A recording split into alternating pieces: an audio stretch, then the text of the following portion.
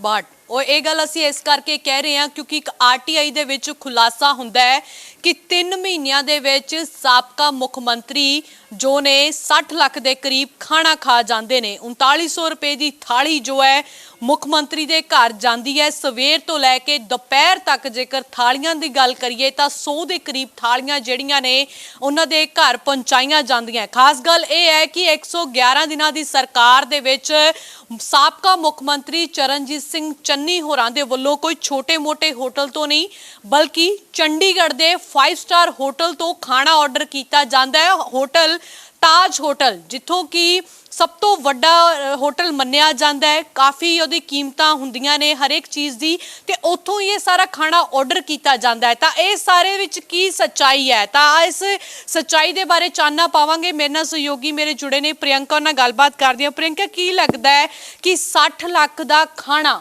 3 ਮਹੀਨਿਆਂ ਦੇ ਵਿੱਚ 111 ਦਿਨਾਂ ਦੀ ਸਰਕਾਰ ਦੇ ਵਿੱਚ ਇਸ ਦੇ ਵਿੱਚ ਕਿੰਨੀ ਕੁ ਸੱਚਾਈ ਹੈ? देखो नवदीप, सब तो पहला गल तो सिर्फ इस काफिले की जे गल कर लीए तो सीएम चरणजीत सिंह चन्नी ही नहीं, उन्होंने काफिले दे विच होर भी ज़्यादा लोग सीगे, ठीक है। उन्होंने सिक्योरिटी गार्ड हो गए या उन्होंने एडवाइज़र जड़े हो गए, प्रिंसीपल सैकटरी जड़े हो गए, तो उन्होंने खाने की भी गिनती विच ही है। पर हुणे जेकर सीएम चरणजीत सिंह चन्नी उन्होंने साडे चैनल दे नाल गलबात भी की सी तो उन्होंने ये गल आखी सी कि मैं सादा खाना खाने वाला मेरा परिवार है, मैं गरीब परिवार का हाँ, मैं मसरा मूंगी की दाल खाना तो मैं ना तो मीट शराब मतलब उन्होंने कभी हाथ लगाया है ना मैं इदा दे नॉन वैज महंगे खाने खाना, तो मेरा सादा खाना है, सादा मेरा परिवार है। तो उन्होंने वालों जो चीज़ां आखियां गई सी, पर ताज होटल का जो बिल सामने है आरटीआई पाई गई, उस बिल दे विच दस्सिया गया कि तकरीबन 60 ਲੱਖ तो वध दा खाना जिहड़ा है वो 111 दिनां दे विच सीएम चरणजीत सिंह चन्नी दे नाम ते बिल होया। ताज होटल जिथे चाह पानी हर एक चीज़ महंगी सीगी। 3800 रुपए का जिहड़ी 39-3800 रुपए की एक जिहड़ी थाली आंदी सी, 2500 रुपए का जूस जिहड़ा है किया जाता है कि सीएम चरणजीत सिंह चन्नी दे वल्लों जिहड़ा पीता जाता सी या होर जो उन्हां दे आस पास काफिले दे विच लोग सीगे, उन्हां दे फैमिली मैंबर सीगे, वो खांदे पींदे सी। पर जेकर मीटिंग्स की गल कर ली तो नवदीप काफ़ी ज़्यादा मीटिंग्स भी होंदियां सी, मीटिंग्स दे विच भी बहुत लोग शामिल होंदे सी। तो जायज़ जी गल है उन्हां मीटिंग्स दे विच शामिल होने वाले लोगों के लिए भी शाही खाना जिहड़ा ताज होटल तो आंदा रहा। जी बिल्कुल, जिहड़ी ना लिस्ट सामने आई है प्रियंका, उस दे विच आपां देख सकते हैं कि किस तरह चाह दा बिल भी 7000 ਦੀ ਤਾਂ ਕਹਿੰਦੇ ਚਾਹ ਪੀਏ ਸੀਐਮ ਸਾਹਿਬ। ਇੱਕ ਹੋਰ ਜਿਹੜਾ ਬਿੱਲ ਆ ਉਸ ਦੇ ਵਿੱਚ ਦੂਜੀ ਲਿਸਟ ਦੇ ਵਿੱਚ ਲਿਖਿਆ ਹੈ ਕਿ 25000 ਰੁਪਏ ਦੀ ਚਾਹ ਜਿਹੜੀ ਹੈ ਮੁੱਖ ਮੰਤਰੀ ਦੇ ਘਰ ਦੇ ਵਿੱਚ ਜਾਂਦੀ ਸੀ। ਪਰ ਅੱਜ ਜਿਹੜੀ ਪ੍ਰੈਸ ਕਾਨਫਰੰਸ ਕੀਤੀ ਹੈ ਉਸ ਦੇ ਵਿੱਚ ਸੀਐਮ ਸਾਹਿਬ ਦੇ ਵੱਲੋਂ ਸਾਬਕਾ ਸੀਐਮ ਨੇ ਸਾਫ਼ ਤੌਰ ਤੇ ਕਹਿਤਾ, ਕਹਿੰਦੇ ਜੇ ਤੁਹਾਨੂੰ ਵੀ ਕੋਈ ਲੱਗਦਾ ਹੈ ਕਿੰਤੂ ਪਰੰਤੂ ਤੁਸੀਂ ਮੇਰੀ ਰਸੋਈ ਦੇ ਵਿੱਚ ਚਲੇ ਜਾਓ, ਮੇਰੀ ਰਸੋਈ ਦੇ ਵਿੱਚ ਤਾਂ ਮੂੰਗੀ ਮਸਰੀ ਦਾਲ ਬਣਦੀ ਹੈ। ਚੰਡੀਗੜ੍ਹ ਦੇ ਵਿੱਚ ਮੇਰਾ ਘਰ ਸੀ, ਉੱਥੇ ਵੀ ਮੇਰੇ ਨਾਲ ਵੱਖਰੇ ਤੌਰ ਤੇ ਮੇਰੀ ਰੋਟੀ ਬਣਾਈ ਜਾਂਦੀ ਸੀ, ਮੈਂ ਮੂੰਗੀ ਮਸਰੀ ਦਾਲ ਖਾਣ ਵਾਲਾ। ਤੇ ਬਾਕੀ ਸੀਐਮ ਵੱਲੋਂ ਤਾਂ ਕੋਈ ਤਰ੍ਹਾਂ ਦੀ ਮੀਟਿੰਗ ਹੀ ਨਹੀਂ ਕੀਤੀ ਜਾਂਦੀ ਸੀ। ਮੇਰੇ ਵੱਲੋਂ ਜੋ ਹੈ ਅੱਧੀ ਰਾਤ ਨੂੰ ਉੱਠ ਕੇ ਵੀ ਲੋਕਾਂ ਦੀਆਂ ਮੁਸ਼ਕਲਾਂ ਸੁਣੀਆਂ ਜਾਂਦੀਆਂ ਸਨ। ਤੇ ਜੇ ਇਹ ਬਿੱਲ ਆਏ ਵੀ ਨੇ, ਇਹ ਬਿੱਲ ਜਿਹੜੇ ਆਮ ਲੋਕਾਂ ਦੇ ਬਿੱਲ, ਸਾਬਕਾ ਸੀਐਮ ਨੇ ਚੰਨੀ ਨੇ ਸਾਫ਼ ਤੌਰ ਤੇ ਕਿਹਾ ਕਿ ਆਮ ਲੋਕਾਂ ਦੇ ਬਿੱਲ ਆਏ ਨੇ। ਪਰ ਪ੍ਰਿयंका ਵੱਡਾ ਸਵਾਲ ਇਹ ਹੋ ਜਾਂਦਾ ਹੈ ਕਿ ਜੋ ਆਰਟੀਆਈ ਦੇ ਵਿੱਚ ਖੁਲਾਸਾ ਹੋਇਆ ਉਸ ਦੇ ਵਿੱਚ ਇਹ ਕਿਹਾ ਗਿਆ ਕਿ ਜਦੋਂ ਪਬਲਿਕ ਦੇ ਨਾਲ ਗੱਲਬਾਤ ਕਰਦੇ ਸੀ ਸੀਐਮ ਦੇ ਨਿਵਾਸ ਦੇ ਘਰ ਦੇ ਬਾਹਰ ਬਿਲਕੁਲ ਉਹਨਾਂ ਦੀ ਰੋਟੀ ਪਾਣੀ ਤਿਆਰ ਕੀਤਾ ਜਾਂਦਾ ਸੀ, ਉਸ ਦੀ ਥਾਲੀ ਜਿਹੜੀ ਹੁੰਦੀ ਸੀ 70 ਰੁਪਏ ਤੋਂ ਲੈ ਕੇ 100 ਰੁਪਏ ਹੁੰਦੀ ਸੀ। ਪਰ ਇਹ ਆਰਟੀਆਈ ਨੇ ਜੋ ਖੁਲਾਸਾ ਕੀਤਾ ਹੈ ਇਹ ਤਾਂ ਸਾਫ਼ ਤੌਰ ਤੇ ਉਹਨਾਂ ਨੇ ਕਿਹਾ ਕਿ ਇਹ ਉਹ ਬਿੱਲ ਸਾਹਮਣੇ ਆਏ ਨੇ ਜਿਹੜੇ ਸੀਐਮ ਸਾਹਿਬ ਦੇ ਘਰ ਦੇ ਵਿੱਚ ਜਾਂਦੇ ਸੀ ਤੇ 3900 ਰੁਪਏ ਤੱਕ ਦਾ ਜੋ ਕਿਹਾ ਜਾਂਦਾ ਕਿ ਥਾਲੀ ਸੀਐਮ ਸਾਹਿਬ ਮੰਗਵਾਉਂਦੇ ਸੀਗੇ, ਆਰਡਰ ਕਰਦੇ ਸੀ। ਇੱਕ ਦੂਜੀ ਗੱਲ ਇਹ ਵੀ ਸਾਹਮਣੇ ਆਉਂਦੀ ਹੈ ਕਿ ਜੇ 70 ਤੋਂ ਲੈ ਕੇ 100 ਰੁਪਏ ਦੀ ਥਾਲੀ ਆਮ ਪਬਲਿਕ ਨੂੰ ਦਿੱਤੀ ਜਾਂਦੀ ਸੀ ਤਾਂ ਸੀਐਮ ਸਾਹਿਬ ਵੀ ਉਸ ਸਮੇਂ ਉਹ ਥਾਲੀ ਦੇ ਵਿੱਚੋਂ ਹੀ ਖਾਣਾ ਕਿਉਂ ਨਹੀਂ ਖਾਂਦੇ ਸੀ? ਇਹ ਵੀ ਵੱਡਾ ਸਵਾਲ ਹੈ। जी देखो उन्होंने वालों नवदीप एक गल ये भी स्पष्ट की कि मैं बहुत सारी मीटिंग्स करता हूँ सी, मेरा खाना सादा है, मैनू बस फसान की कोशिश की जा रही है और उस फसान के चलते ही आरटीआई कड्ढी गई। पर आरटीआई दे विच बिल की जेकर गल कर लो तो ये भी एक बिल है नवदीप जिहदे विच ना गल की हुई है भी किन्नियां मीटिंग्स हुई ने उत्थे, ठीक है। उहदे विच एक 31 तरीक ਨੂੰ ਮੀਟਿੰਗ ਹੁੰਦੀ ਹੈ, 2 ਮੀਟਿੰਗਸ ਹੁੰਦੀਆਂ ਨੇ। ਇੱਕ ਦੀ ਮੀਟਿੰਗ ਦੇ ਵਿੱਚ 8 ਲੱਖ ਦੇ ਕਰੀਬ ਖਰਚਾ ਆ ਜਾਂਦਾ ਹੈ ਤੇ ਦੂਸਰੀ ਜਿਹੜੀ ਮੀਟਿੰਗ ਹੁੰਦੀ ਹੈ 31000 ਰੁਪਏ ਦੇ ਕਰੀਬ ਖਰਚਾ ਆ ਜਾਂਦਾ। ਤੇ ਇਸ ਤਰੀਕੇ ਨਾਲ ਜੇਕਰ ਗੱਲ ਕਰੀਏ ਤਾਂ 2 ਲੱਖ ਰੁਪਏ ਦੇ ਤਾਂ ਬਫੇ ਆਰਡਰ ਜਿਹੜੇ ਆ ਉਹ ਕੀਤੇ ਗਏ ਆ। ਲੰਚ ਹੋ ਗਿਆ, ਮਿਕਸ ਲੰਚ ਔਰ ਡਿਨਰ ਦਾ ਮੈਨੂ ਹੋ ਗਿਆ, ਜਾਂ ਜਿਸ ਤਰੀਕੇ ਦੇ ਨਾਲ ਹੋਰ ਚਾਹ ਪਾਣੀ ਮੰਗਵਾਇਆ ਜਾਂਦਾ ਸੀਗਾ।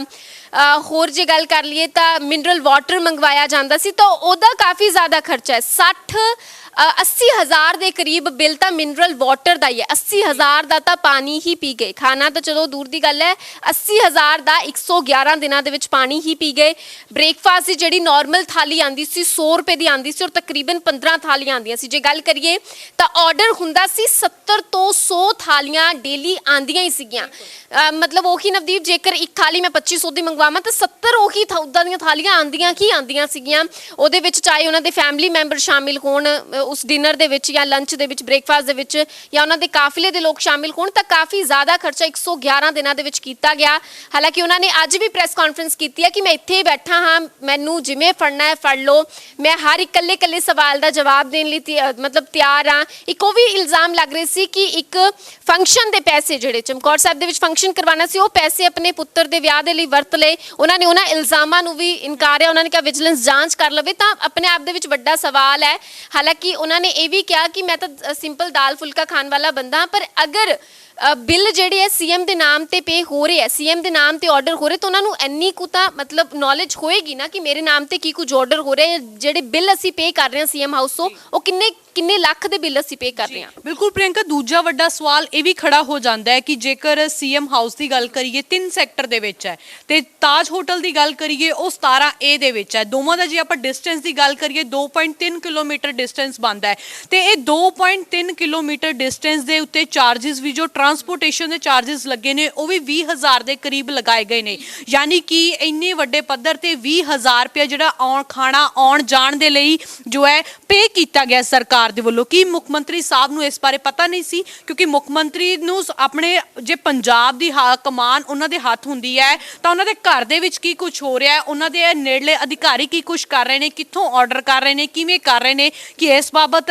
ਸਾਬਕਾ ਸੀਐਮ ਨੂੰ ਕੋਈ ਜਾਣਕਾਰੀ ਨਹੀਂ ਸੀ? ਤੇ ਜੇ ਜਾਣਕਾਰੀ ਸੀ ਤਾਂ ਉਸ ਵੇਲੇ ਹੀ ਕਿਉਂ ਨਹੀਂ ਸਵਾਲ ਖੜੇ ਕੀਤੇ ਗਏ, ਕਿਉਂ ਨਹੀਂ ਉਹਨਾਂ ਅਧਿਕਾਰੀਆਂ ਤੇ ਐਕਸ਼ਨ ਲਏ ਗਏ? ਹੁਣ ਜਦੋਂ ਸਰਕਾਰ ਚਲੀ ਗਈ, ਨਵੀਂ ਸਰਕਾਰ ਬਣੀ, ਆਰਟੀਆਈ ਪਾਈ ਗਈ, ਆਰਟੀਆਈ ਦੇ ਵਿੱਚ ਖੁਲਾਸਾ ਹੋਇਆ, ਤਾਂ ਅੱਜ ਸਾਬਕਾ ਸੀਐਮ ਸਾਹਮਣੇ ਆਏ ਨੇ। ਉਹਨਾਂ ਨੇ ਇਹ ਸਾਰੀਆਂ ਗੱਲਾਂ ਦਾ ਜ਼ਿਕਰ ਕੀਤਾ ਵੀ ਮੈਂ ਤਾਂ ਮੂੰਗੀ ਮਸਰੀ ਖਾਣ ਵਾਲਾ, ਜਾਂ ਮੈਂ ਤਾਂ ਘਰੋਂ ਆਪਣੇ ਪਰੌਂਠੇ ਪੈਕ ਕਰਕੇ ਤੁਰਦਾ ਸੀ, ਮੈਂ ਤਾਂ ਉਹ ਖਾਂਦਾ ਸੀ। ਕਿਉਂਕਿ ਜਦੋਂ ਚੋਣ ਪ੍ਰਚਾਰ ਕਰ ਰਹੇ ਸਨ ਚੰਨੀ ਸਾਹਿਬ, ਤਾਂ ਉਸ ਸਮੇਂ ਅਸੀਂ ਸਾਰਿਆਂ ਨੇ ਤਸਵੀਰਾਂ ਵੇਖੀਆਂ ਕਿ ਕਿਸ ਤਰ੍ਹਾਂ ਸਟੇਜ ਤੇ ਖੜ ਕੇ ਭੰਗੜੇ ਪਾ ਰਹੇ ਸੀ। ਕਹਿੰਦੇ ਸੀ ਕਿ ਮੇਰੇ ਪਿਤਾ ਜੀ ਟੈਂਟ ਦਾ ਕੰਮ ਕਰਦੇ ਸੀ, ਤੇ ਮੈਂ ਅੱਜ ਇੱਕ ਟੈਂਟ ਵਾਲੇ ਦਾ ਪੁੱਤ ਜਿਹੜਾ ਹੈ ਸੀਐਮ ਬਣ ਚੁੱਕਿਆ ਹੈ। ਦੂਜੇ ਪਾਸੇ ਇੱਕ ਤਸਵੀਰ ਉਹ ਵੀ ਸਾਹਮਣੇ ਆਈ ਸੀ ਕਿ ਚੋਣ ਪ੍ਰਚਾਰ ਦੇ ਦੌਰਾਨ ਇੱਕ ਸੜਕ ਦੇ ਉੱਤੋਂ ਜਾ ਰਹੇ ਸਨ, ਤੇ ਰਸਤੇ ਦੇ ਵਿੱਚ ਰੁਕ ਕੇ ਉਹਨਾਂ ਨੇ ਜੋ ਹੈ ਗੋਲ ਗੱਪਿਆਂ ਦਾ ਸਵਾਦ ਵੀ ਲਿਆ ਸੀ, ਰੇਹੜੀ ਦੇ ਉੱਤੇ ਗੋਲ ਗੱਪੇ ਵੀ ਖਾਦੇ ਸੀ। ਉਹ ਤਸਵੀਰ ਵੀ ਕਾਫੀ ਦਿਲਕਸ਼ ਤਸਵੀਰਾਂ ਸੀ, ਖਿੱਚ ਦਾ ਕੇਂਦਰ ਬਣੀਆਂ। ਪਰ ਅੱਜ ਜਦੋਂ ਇਹ ਬਿੱਲ ਸਾਹਮਣੇ ਆਉਂਦੇ ਨੇ, ਖੁਲਾਸੇ ਹੁੰਦੇ ਨੇ, ਤਾਂ ਇਸ ਤੋਂ ਬਾਅਦ ਸੀਐਮ ਸਾਹਿਬ, ਸਾਬਕਾ ਸੀਐਮ ਸਾਫ਼ ਤੌਰ ਤੇ ਕਹਿ ਰਹੇ ਨੇ ਕਿ ਮੇਰੇ ਤੇ ਬਦਲਾਖੋਰੀ ਦੀ ਸਿਆਸਤ ਕੀਤੀ ਜਾ ਰਹੀ ਹੈ। ਪੰਜਾਬ ਦੇ ਵਿੱਚੋਂ ਇਹ ਸਿਰਫ ਤੇ ਸਿਰਫ ਕਾਂਗਰਸ ਨੂੰ ਖਤਮ ਕਰਨ ਦੇ ਲਈ ਇਹ ਸਭ ਕੁਝ ਕੀਤਾ ਜਾ ਰਿਹਾ ਹੈ। ਇਹ ਵੀ ਵੱਡਾ ਸਵਾਲ ਹੈ ਕਿ ਤਾਜ ਹੋਟਲ ਬਿਲਕੁਲ ਨਜ਼ਦੀਕ ਹੈ, ਤਾਂ ਕੀ ਉਸ ਦੇ ਲਈ ਸਰਕਾਰੀ ਵਾਹਨ ਨਹੀਂ ਵਰਤੇ ਜਾ ਸਕਦੀ ਸੀ? ਖਾਣਾ ਆਰਡਰ ਤੁਸੀਂ ਕੀਤਾ ਸੋ ਕੀਤਾ, ਪਰ ਟਰਾਂਸਪੋਰਟੇਸ਼ਨ ਵੀ ਹੋਟਲ ਦੀ ਵਰਤੀ ਗਈ। ਹੋਟਲ ਦੀ ਟਰਾਂਸਪੋਰਟੇਸ਼ਨ ਦਾ ਖਰਚਾ ਵੀ 20,000 ਰੁਪਏ ਜਿਹੜਾ ਹੈ ਸਰਕਾਰ ਦੇ ਵੱਲੋਂ ਪੇ ਕੀਤਾ ਗਿਆ ਹੈ। ਜੀ ਨਵਦੀਪ, ਸਕਰੀਨ ਤੇ ਅਸੀਂ ਜਿਹੜੇ ਬਿੱਲ ਵੀ ਦਿਖਾ ਰਹੇ ਹਾਂ, ਜੇਕਰ ਦੇਖੋ ਬਿੱਲਸ ਦੀ ਗੱਲ ਕਰੀਏ ਤਾਂ ਡੇਟਸ ਵਿੱਚ ਜ਼ਰੂਰ ਮੈਂਸ਼ਨ ਕੀਤੀਆਂ ਹੋਈਆਂ ਕਿ ਕਿਸ ਮਹੀਨੇ ਦੀ ਕਿਹੜੀ ਡੇਟ ਹੈ। ਇੱਕ ਬਿੱਲ ਹੈ ਉਹਦੇ ਵਿੱਚ ਤਕਰੀਬਨ 2,48,000 ਰੁਪਏ ਦਾ ਖਾਣਾ। ਇਹ ਬਿੱਲ ਜਿਹੜਾ ਹੈ ਉਹ 11ਵੇਂ ਮਹੀਨੇ ਦਾ ਬਿੱਲ ਦੱਸਿਆ ਜਾ ਰਿਹਾ। ਉਸ ਦੇ ਵਿੱਚ ਨਵਦੀਪ ਸਭ ਤੋਂ ਵੱਡੀ ਗੱਲ ਕਿ ਸਿਰਫ ਇਹ 8-9 ਦਿਨਾਂ ਦਾ ਬਿੱਲ ਹੈ, ਔਰ 2,48,000 ਰੁਪਏ ਦਾ ਖਾਣਾ। ਜਿਵੇਂ ਬਿੱਲ ਜਿਹੜੀ ਸਕਰੀਨ ਤੇ ਸ਼ੋ ਹੋ ਰਿਹਾ ਹੈ, ਇਹਨਾਂ ਬਿਲਸ ਦੇ ਨਾਲ ਜਿਹੜੀਆਂ ਡੇਟਸ ਦਿੱਤੀਆਂ ਹੋਈਆਂ ਨੇ, ਜੀਐਸਟੀ ਕਿੰਨਾ ਹੈ ਉਹ ਦਿੱਤਾ ਹੋਇਆ ਹੈ। ਫਿਰ ਉਸ ਤੋਂ ਬਾਅਦ ਮਤਲਬ ਕੱਲੀ ਅਗਰ ਡਿਟੇਲ ਦੀ ਗੱਲ ਕਰ ਲਈ ਤਾਂ ਕੱਲੀ ਡਿਟੇਲ ਮਤਲਬ ਬਿੱਲ ਦੇ ਵਿੱਚ ਮੈਂਸ਼ਨ ਹੈ। ਤਾਜ ਹੋਟਲ ਤੋਂ ਜਿਹੜਾ ਬਿੱਲ ਆ ਰਿਹਾ ਸੀ ਕਿ ਪਾਣੀ ਕਿੰਨੇ ਦਾ ਲਿਆ ਹੈ, ਲੰਚ ਕਿੰਨੇ ਦਾ ਹੈ, ਡਿਨਰ ਕਿੰਨੇ ਦਾ, ਤਾਂ ਉਹ ਕੱਲੀ ਚੀਜ਼ ਇਹਨਾਂ ਬਿਲਸ ਦੇ ਵਿੱਚ ਮੈਂਸ਼ਨ ਕੀਤੀ ਹੋਈ ਹੈ। ਫਿਰ ਕਦੋਂ ਤੋਂ ਕਦੋਂ ਫੰਕਸ਼ਨ ਹੋਇਆ ਉਹ ਚੀਜ਼ ਮੈਂਸ਼ਨ ਕੀਤੀ ਹੋਈ, ਤਾਂ ਇਹਨੂੰ ਝੁਠਲਾਇਆ ਨਹੀਂ ਜਾ ਸਕਦਾ ਜਾਂ ਇਹਨੂੰ ਬਦਲਿਆ ਨਹੀਂ ਜਾ ਸਕਦਾ। ਪਰ ਹੁਣ ਉਹਨਾਂ ਦੇ ਵੱਲੋਂ ਤਾਂ ਇਲਜ਼ਾਮਾਂ ਤੋਂ ਇਨਕਾਰ ਕੀਤਾ ਜਾ ਰਿਹਾ ਕਿ ਮੈਨੂੰ ਨਹੀਂ ਪਤਾ। ਜੇ ਉਹਨਾਂ ਨੂੰ ਨਹੀਂ ਪਤਾ ਫਿਰ ਕਿਹਨੂੰ ਪਤਾ ਹੈ ਕਿ ਇਹ 60 ਲੱਖ ਰੁਪਏ ਦਾ ਖਾਣਾ ਕੌਣ ਖਾ ਗਿਆ? 80,000 ਦਾ ਪਾਣੀ ਕੌਣ ਪੀ ਗਿਆ, 20,000 ਦੀ ਟਰਾਂਸਪੋਰਟੇਸ਼ਨ ਕਿੱਥੇ ਯੂਜ਼ ਹੋ ਗਈ ਹੈ। ਜੇ ਮਿਨਰਲ ਵਾਟਰ ਦੀ ਗੱਲ ਕਰ ਲਈਏ ਹੈ ਨਾ, ਜਾਂ ਚਾਹ ਦੀ ਗੱਲ ਕਰ ਲਈਏ, ਇੰਨੀ ਮਹਿੰਗੀ ਚਾਹ ਕੌਣ ਪੀ ਗਿਆ। ਤਾਜ ਹੋਟਲ ਕਾਫੀ ਮਹਿੰਗਾ ਹੋਟਲ ਹੈ, ਕਾਫੀ ਮਹਿੰਗੀ ਜਿਹੜੀ ਬ੍ਰਾਂਚ ਹੈ ਉਹਦੇ ਤੋਂ ਇੰਨਾ ਖਾਣਾ ਕੌਣ ਖਾ ਗਿਆ, ਆਰਡਰ ਕਿਉਂ ਹੋਇਆ। ਤੇ ਜੇਕਰ ਕਹਿੰਦੇ ਮੈਂ ਨਹੀਂ ਕੀਤਾ, ਫਿਰ 111 ਦਿਨਾਂ ਦੇ ਵਿੱਚ ਇਹ ਕੁਝ ਹੁੰਦਾ ਰਿਹਾ, ਫਿਰ ਪਤਾ ਕਿਉਂ ਨਹੀਂ ਲੱਗਾ ਕਿਸੇ ਨੂੰ। ਵੱਡੇ ਸਵਾਲ ਇਸ ਵਕਤ ਖੜੇ, ਪਰ ਹਾਲਾਂਕਿ ਵਿਜੀਲੈਂਸ ਜਾਂਚ ਜਿਹੜੀ ਹੈ ਉਹ ਮਤਲਬ ਆਰਟੀਆਈ ਤਾਂ ਚਲੋ ਪੈ ਗਈ, ਜਿਹੜੀ ਪੈਣੀ ਸੀ, ਜੋ ਕੁਝ ਆ ਗਿਆ ਸਾਹਮਣੇ, ਉਹ ਜਿਹੜੇ ਉਹਨਾਂ ਦੇ ਬੇਟੇ ਦੇ ਫੰਕਸ਼ਨ ਦੇ ਨਾਲ ਹੁਣ ਜੋੜ ਕੇ ਦੇਖਿਆ ਜਾ ਰਿਹਾ, ਉਹਦੀ ਕਹਿੰਦੇ ਕਿ ਵਿਜੀਲੈਂਸ ਜਾਂਚ ਵੀ ਹੋ ਜੇ, ਮੈਨੂੰ ਉਸ ਚੀਜ਼ ਤੋਂ ਕੋਈ ਡਰ ਨਹੀਂ ਹੈ। ਬਿਲਕੁਲ। ਤਾਂ ਪ੍ਰਿਯੰਕਾ, ਜਦੋਂ ਇਹ ਚੋਣਾਂ ਦਾ ਰਿਜ਼ਲਟ ਆਉਂਦਾ ਉਸ ਤੋਂ ਬਾਅਦ ਸੀਐਮ ਸਾਹਿਬ ਸਾਬਕਾ ਸੀਐਮ ਜਿਹੜੇ ਨੇ ਉਹ ਵਿਦੇਸ਼ ਚਲੇ ਜਾਂਦੇ ਨੇ, ਤਾਂ ਉਸ ਤੋਂ ਬਾਅਦ ਆਮ ਆਦਮੀ ਪਾਰਟੀ ਦੇ ਵੱਲੋਂ ਇੱਕ ਟਰੋਲ ਕੀਤਾ ਜਾਂਦਾ ਹੈ, ਚੰਨੀ ਸਾਹਿਬ ਦੀ ਫੋਟੋ ਪਾਈ ਜਾਂਦੀ ਹੈ, ਉਸ ਤੋਂ ਬਾਅਦ ਲਿਖਿਆ ਜਾਂਦਾ ਹੈ ਛੱਲਾ ਮੁੜ ਕੇ ਨਹੀਂ ਆਇਆ। ਹਾਲਾਂਕਿ ਹੁਣ ਚੰਨੀ ਸਾਹਿਬ ਤਾਂ ਵਾਪਸ ਆਪਣੇ ਪੰਜਾਬ ਪਰਤ ਆਏ ਨੇ, ਤਾਂ ਉਸ ਨੂੰ ਲੈ ਕੇ ਕਾਫੀ ਟਰੋਲ ਕੀਤਾ ਜਾਂਦਾ। ਬਕਾਇਦਾ ਵਿਧਾਨ ਸਭਾ ਦੇ ਵਿੱਚ ਸੀਐਮ ਸਾਹਿਬ ਭਗਵੰਤ ਮਾਨ ਦੇ ਵੱਲੋਂ ਕਿਹਾ ਜਾਂਦਾ ਕਿ ਚੰਨੀ ਸਾਹਿਬ ਵਿਦੇਸ਼ ਤਾਂ ਚਲੇ ਗਏ, ਪਰ ਮੈਨੂੰ ਫਾਈਲਾਂ ਦਾ ਹਿਸਾਬ ਕਿਤਾਬ ਨਹੀਂ ਦੇ ਕੇ ਗਏ, ਮੈਂ ਉਹ ਸਾਰੀਆਂ ਫਾਈਲਾਂ ਦਾ ਹਿਸਾਬ ਕਿਤਾਬ ਕਰਨਾ ਹੈ। ਤਾਂ ਇਸ ਨੂੰ ਲੈ ਕੇ ਵੀ ਕਾਫੀ ਵੱਡਾ ਉਦੋਂ ਹੀ ਸੰਕੇਤ ਮਿਲ ਗਏ ਸੀ ਕਿ ਜਦੋਂ ਹੀ ਚੰਨੀ ਸਾਹਿਬ ਪੰਜਾਬ ਆਉਣਗੇ ਤਾਂ ਉਹਨਾਂ ਤੇ ਵੱਡਾ ਐਕਸ਼ਨ ਲਿਆ ਜਾ ਸਕਦਾ ਹੈ ਮੌਜੂਦਾ ਸਰਕਾਰ ਦੇ ਵੱਲੋਂ। ਤਾਂ ਕਿਤੇ ਆਪਾਂ ਕਹਿ ਸਕਦੇ ਹਾਂ ਕਿ ਇਹ ਐਕਸ਼ਨ ਦਾ ਸਟਾਰਟਿੰਗ ਪੁਆਇੰਟ ਹੈ ਕਿ ਸਟਾਰਟਿੰਗ ਦੇ ਵਿੱਚ ਹੀ ਸਭ ਤੋਂ ਪਹਿਲਾਂ ਤਾਂ ਜਿਹੜੀ ਉਹਨਾਂ ਨੇ ਮੀਟਿੰਗਾਂ ਕੀਤੀਆਂ ਉਸ ਦੇ ਬਿੱਲ ਚੈੱਕ ਕੀਤੇ ਗਏ। ਹੁਣ ਦੂਜਾ ਕਿਹਾ ਜਾਂਦਾ ਹੈ ਕਿ ਇੱਕ ਬਠਿੰਡਾ ਦੇ ਸ਼ਖਸ ਦੇ ਵੱਲੋਂ ਜੋ ਇਲਜ਼ਾਮ ਲਗਾਏ ਗਏ ਨੇ ਕਿ ਆਖਿਰਕਾਰ ਜਿਹੜਾ ਚਮਕੌਰ ਸਾਹਿਬ ਦੇ ਵਿੱਚ ਪਾਰਕ ਬਣਾਇਆ ਸੀ, ਉਸ ਪਾਰਕ ਦੇ ਪੈਸੇ ਚੰਨੀ ਸਾਹਿਬ ਨੇ ਆਪਣੇ ਪੁੱਤਰ ਦੇ ਵਿਆਹ ਦੀ ਰਿਸੈਪਸ਼ਨ ਪਾਰਟੀ ਦੇ ਉੱਤੇ ਲਗਾ ਦਿੱਤੇ। ਹਾਲਾਂਕਿ ਜਦੋਂ ਵਿਆਹ ਦੀਆਂ ਤਸਵੀਰਾਂ ਸਾਹਮਣੇ ਅਸੀਂ ਸਾਰਿਆਂ ਨੇ ਵੇਖਿਆ ਕਿ ਕਿਸ ਤਰ੍ਹਾਂ ਗੁਰਦੁਆਰਾ ਸਾਹਿਬ ਦੇ ਵਿੱਚ ਸਾਦਾ ਵਿਆਹ ਕੀਤਾ ਗਿਆ ਸੀ, ਪਰ ਵਿਆਹ ਤੋਂ ਬਾਅਦ ਰਿਸੈਪਸ਼ਨ ਪਾਰਟੀ ਰੱਖੀ ਗਈ ਸੀ ਜਿਸ ਦੇ ਵਿੱਚ ਵੀ ਲੱਖਾਂ ਕਰੋੜਾਂ ਦਾ ਜੋ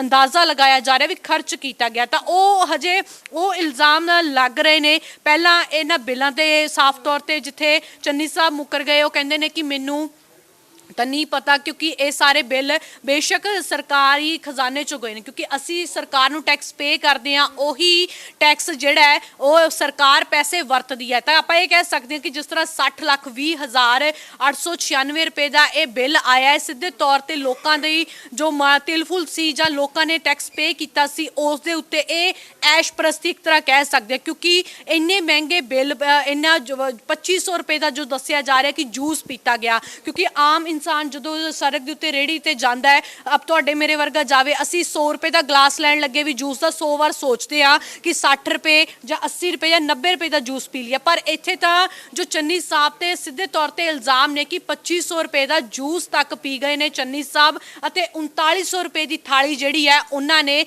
ਖਾਣੇ ਦੇ ਵਿੱਚ ਖਾਧੀ ਹੈ। ਪਰ ਅੱਜ ਜੋ ਹੈ ਚੰਨੀ ਸਾਹਿਬ ਸਾਫ਼ ਤੌਰ ਤੇ ਕਹਿ ਰਹੇ ਨੇ ਕਿ ਮੈਂ ਤਾਂ ਮੂੰਗੀ ਮਸਰੀ ਖਾਣ ਵਾਲਾ ਬੰਦਾ। ਹੁਣ ਜੇ ਮੂੰਗੀ ਮਸਰੀ ਦੀ ਗੱਲ ਕਰੀਏ ਤਾਂ ਉਹ ਵੀ 150-200 ਰੁਪਏ ਕਿਲੋ ਤੱਕ ਪਹੁੰਚ ਚੁੱਕੀ ਹੈ। ਬਹੁਤ ਵੱਡੇ ਸਵਾਲ ਨੇ, ਹੁਣ ਇਹਨਾਂ ਸਵਾਲਾਂ ਦਾ ਜਵਾਬ ਜ਼ਰੂਰ ਚੰਨੀ ਸਾਹਿਬ ਨੂੰ ਦੇਣਾ ਪਏਗਾ। ਤਾਂ ਇਹ ਵੀ ਵੇਖਣ ਵਾਲੀ ਗੱਲ ਹੋਏਗੀ ਕਿ ਆਉਣ ਵਾਲੇ ਸਮੇਂ ਦੇ ਵਿੱਚ ਭਗਵੰਤ ਮਾਨ ਦੀ ਸਰਕਾਰ ਦੇ ਵੱਲੋਂ ਹੋਰ ਕਿਹੜਾ ਸਖਤ ਰੁਖ ਅਖਤਿਆਰ ਕੀਤਾ ਜਾਂਦਾ ਹੈ। ਜੀ ਨਵਦੀਪ, ਜਿਸ ਤਰੀਕੇ ਨਾਲ ਸਭ ਕੁਝ ਸਾਹਮਣੇ ਆ ਰਿਹਾ ਕਿ ਲੱਗਦਾ ਹੈ ਕਿ ਹੁਣ ਜਿਸ ਤਰੀਕੇ ਨਾਲ ਵਿਜੀਲੈਂਸ ਜਾਂਚ ਹੋਏਗੀ ਜਾਂ ਇਹਨਾਂ ਦੇ ਵੱਲੋਂ ਸੀਐਮ ਚਰਨਜੀਤ ਸਿੰਘ ਚੰਨੀ ਦੇ ਵੱਲੋਂ ਕਿਹਾ ਜਾ ਰਿਹਾ ਕਿ ਮੈਨੂੰ ਫਸਾਉਣ ਦੀ ਕੋਸ਼ਿਸ਼ ਕੀਤੀ ਜਾ ਰਹੀ ਹੈ, ਕਾਂਗਰਸ ਨੂੰ ਖਤਮ ਕਰਨ ਦੀ ਕੋਸ਼ਿਸ਼ ਕੀਤੀ ਜਾ ਰਹੀ ਹੈ, ਕਿਉਂਕਿ ਅੱਜ ਜਨਵਰੀ ਦੇ ਫਸਟ ਵੀਕ ਦੇ ਵਿੱਚ ਤਾਂ ਭਾਰਤ ਜੋੜੋ ਯਾਤਰਾ ਹੈ।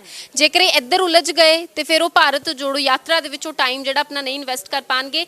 ਮੈਂ ਮਤਲਬ ਸੰਖੇਪ ਜਿਹਦੇ ਵਿੱਚ ਜਾਣਕਾਰੀ ਕਿ ਇਹਨਾਂ ਬਿਲਸ ਨੂੰ ਲੈ ਕੇ ਜਾਂ ਜੋ ਸੀਐਮ ਚਰਨਜੀਤ ਸਿੰਘ ਚੰਨੀ ਕਹਿ ਰਹੇ ਨੇ, ਕੀ ਲੱਗਦਾ ਕਿ ਆਉਣ ਵਾਲੇ ਦਿਨਾਂ ਦੇ ਵਿੱਚ ਪ੍ਰੈਡਿਕਸ਼ਨ ਕੀ ਹੋ ਸਕਦੀ ਹੈ? ਜੀ, ਜਿਸ ਤਰ੍ਹਾਂ ਕਿ ਚੰਨੀ ਸਾਹਿਬ ਦੇ ਜੇ ਆਰਟੀਆਈ ਦੇ ਵਿੱਚ ਖੁਲਾਸਾ ਹੋ ਚੁੱਕਿਆ, ਇਸ ਤੋਂ ਬਾਅਦ ਸਾਫ਼ ਤੌਰ ਤੇ ਲੱਗਦਾ ਹੈ ਕਿ ਹੁਣ ਵੱਡਾ ਐਕਸ਼ਨ ਚੰਨੀ ਸਾਹਿਬ ਦੇ ਉੱਤੇ ਲਿਆ ਜਾ ਸਕਦਾ ਹੈ। ਪਰ ਇਸ ਤੋਂ ਪਹਿਲਾਂ ਸਾਰੀ ਵਿਜੀਲੈਂਸ ਦੀ ਜਾਂਚ ਹੋਏਗੀ, ਜਾਂਚ ਤੋਂ ਬਾਅਦ ਪਤਾ ਲੱਗੇਗਾ, ਕਿਉਂਕਿ ਇਸ ਤੋਂ ਪਹਿਲਾਂ ਉਹਨਾਂ ਦਾ ਭਾਣਜਾ ਵੀ ਮਨੀ ਲਾਂਡਰਿੰਗ ਮਾਮਲੇ ਦੇ ਵਿੱਚ ਫੜਾਇਆ ਗਿਆ ਸੀਗਾ, ਹਾਲਾਂਕਿ ਉਹਨੂੰ ਜ਼ਮਾਨਤ ਮਿਲ ਗਈ ਸੀ। ਪਰ ਹੁਣ ਜਿਹੜਾ ਹੈ ਚੰਨੀ ਸਾਹਿਬ ਦੇ ਉੱਤੇ ਸਾਫ਼ ਤੌਰ ਤੇ ਜੋ ਹੈ ਵਿਜੀਲੈਂਸ ਦੀ ਜਾਂਚ ਕੀਤੀ ਜਾਏਗੀ, ਉਸ ਦੇ ਵਿੱਚ ਕੀ ਖੁਲਾਸਾ ਹੁੰਦਾ ਹੈ ਉਸ ਤੋਂ ਬਾਅਦ ਐਕਸ਼ਨ ਲਿਆ ਜਾਏਗਾ। ਯਾਨੀ ਇਹ ਕਹਿ ਸਕਦੇ ਹਾਂ ਸੰਖੇਪ ਦੇ ਵਿੱਚ ਕਿ ਜਿਹੜੇ ਵੀ ਮੰਤਰੀ ਨੇ, ਜਿਹੜੇ ਵੀ ਵਿਧਾਇਕ ਨੇ ਘੁਟਾਲਾ ਕੀਤਾ ਹੈ, ਉਹ ਹੁਣ ਬਚਣ ਵਾਲੇ ਨਹੀਂ ਹਨ, ਕਿਉਂਕਿ ਇੱਕ ਤੋਂ ਬਾਅਦ ਇੱਕ ਐਕਸ਼ਨ ਮਾਨ ਸਰਕਾਰ ਦੇ ਵੱਲੋਂ ਉਹਨਾਂ तमाम ਵਿਧਾਇਕਾਂ, ਸਾਬਕਾ ਵਿਧਾਇਕਾਂ ਦੇ ਉੱਤੇ, ਸਾਬਕਾ ਮੰਤਰੀਆਂ ਦੇ ਉੱਤੇ ਲਿਆ ਗਿਆ। ਕਿਉਂਕਿ ਸਾਧੂ ਸਿੰਘ ਧਰਮਸੋਤ ਨੂੰ ਉਸ ਵੇਲੇ ਗ੍ਰਿਫਤਾਰ ਕੀਤਾ ਗਿਆ, ਵਿਜੀਲੈਂਸ ਦੇ ਵਿੱਚ ਖੁਲਾਸਾ ਹੋਇਆ ਕਿ ਇੱਕ ਰੁੱਖ ਕੱਟਣ ਦੇ ਬਦਲੇ ਉਹਨਾਂ ਨੇ 500 ਰੁਪਏ ਦੀ ਰਿਸ਼ਵਤ ਲਈ ਸੀ। ਤਾਂ ਉਹ 500 ਰੁਪਏ ਦੀ ਰਿਸ਼ਵਤ ਕਰਕੇ ਹੀ ਅੱਜ